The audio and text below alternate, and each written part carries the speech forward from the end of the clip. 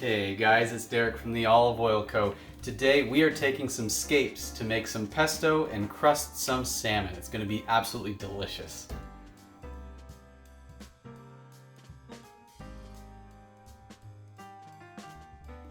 So yes, garlic scapes are in season right now. I gotta be careful of this, it's gonna poke me in the eye.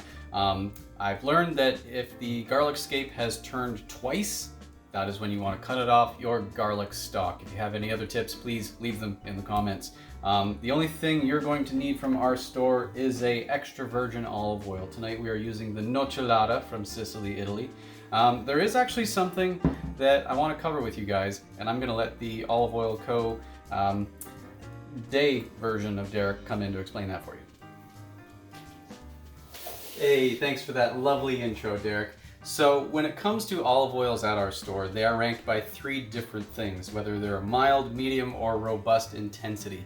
These are the bitterness, the fruitiness, and the pungency. Now when you're making something like a sauce, like what we're doing, like a pesto, you're using some bitter herbs. So like garlic, if you're making a basil pesto, that's a bitter herb.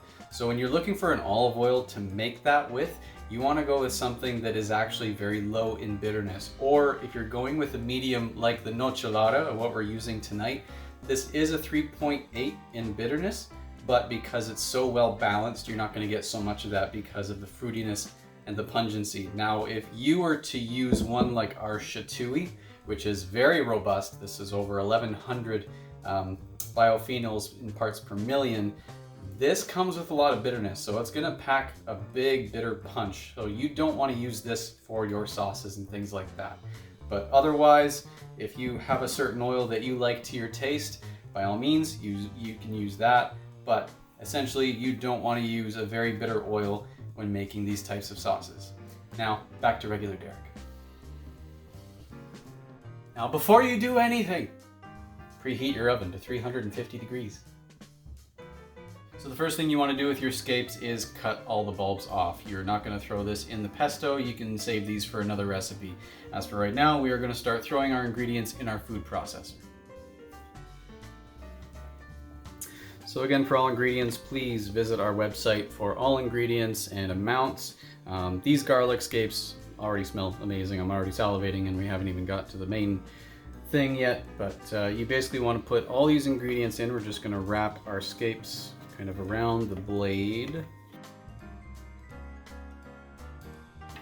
So along with the scapes, we are also going to add, if you have pine nuts, great. If not, you can always substitute them for either some walnuts, or tonight we're just using some cashews. So let's get those in there.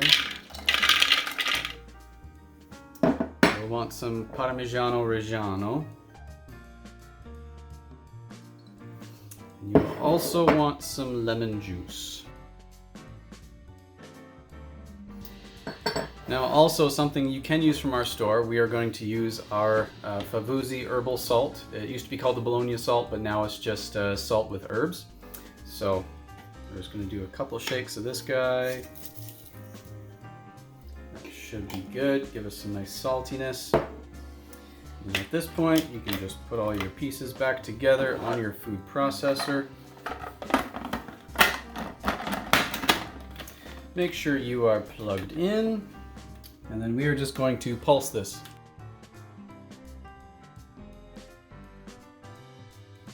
So at this point, you want to grab your olive oil.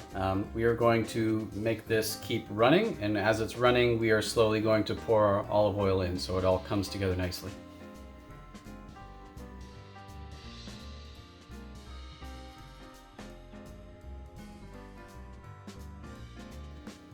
Now, of course, one of the most important tools in the kitchen is your palate, so let's try a little bit of this pesto. Ooh, that's delightfully garlicky. Oh, that's gonna be perfect for our salmon. Now for our salmon this evening, we have a beautiful piece from Jiggs-n-Reels at the Wincy Mills. We're just going to take this and cut it in half, leaving the skin on. What I love about her fish always is that the salmon is ocean farmed and they still get their diet of shrimp, so the salmon keeps nice and pink.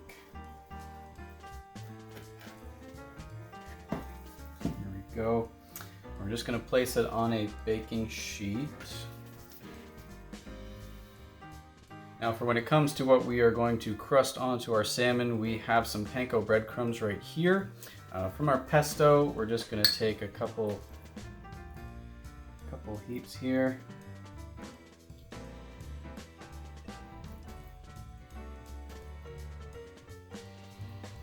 We're going to save the rest of that pesto for some other recipes, but with this, we are going to mash it all together just with a fork. All right, so we've taken our salmon, we have lightly seasoned them with salt and pepper.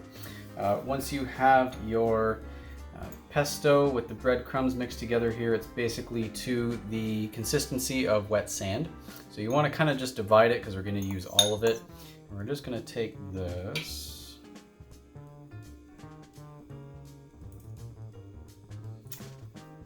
Make sure we cover the whole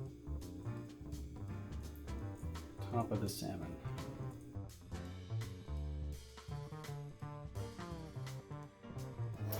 So once all this pesto and breadcrumbs is on, the next thing you want to do is either get a little spritzer with some olive oil in it, or since we don't have one of those, we're just going to take a little bit from our dish here and just kind of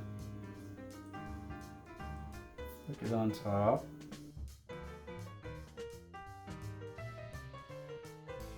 Alright, so now that that's done, what you want to do is pop it in your oven, still again at 350 degrees for 20 to 30 minutes until this gets nice and browned and your salmon is cooked all the way through. Well, hello there! Our timer went off, let's take a look. Your internal temperature of salmon should be 145. These look gorgeous. Got some nice golden browning happening on the top with our pesto. Ooh, that looks good. All right, we're gonna check these for temperature and then plate them up.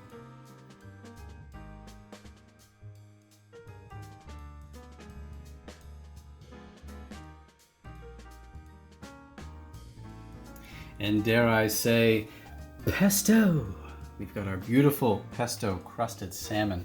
It looks absolutely fantastic. It smells amazing. We're just gonna get a little bite here.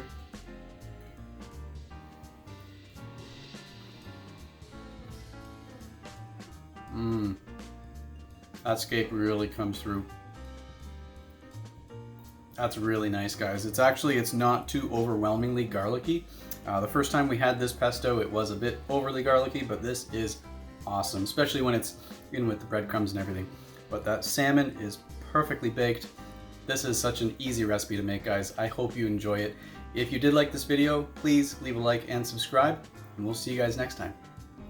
Wait, though, before you guys go, I wanted to plug someone else in this video that deserves it. If you haven't been to Cake and Crumb in the Wincy Mills, they are a bakery that just makes absolutely amazing desserts, including macarons. Now, what's so special about this? She actually uses our Sicilian lemon white balsamic to make these macarons. These are absolutely delicious. She's used our elderflower white balsamic to make these. She's used our raspberry white balsamic to make these as well. That way you're getting a healthier version of a dessert. But these guys, oh man. Macaron perfection. Some scapes to make a pesto, and we are making pesto crusted salmon. That wasn't as good as I guess we're just checking to see if it's smooth. Is it running?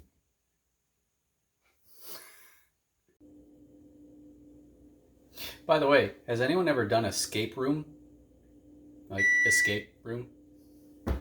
Whether it's the mild, medium, or robust intensity olive oil. My voice is going weird. To make this macaron, it is... Oh, I was doing so well. Hey guys. Oh, I scaped my knee. Get it? Scapes.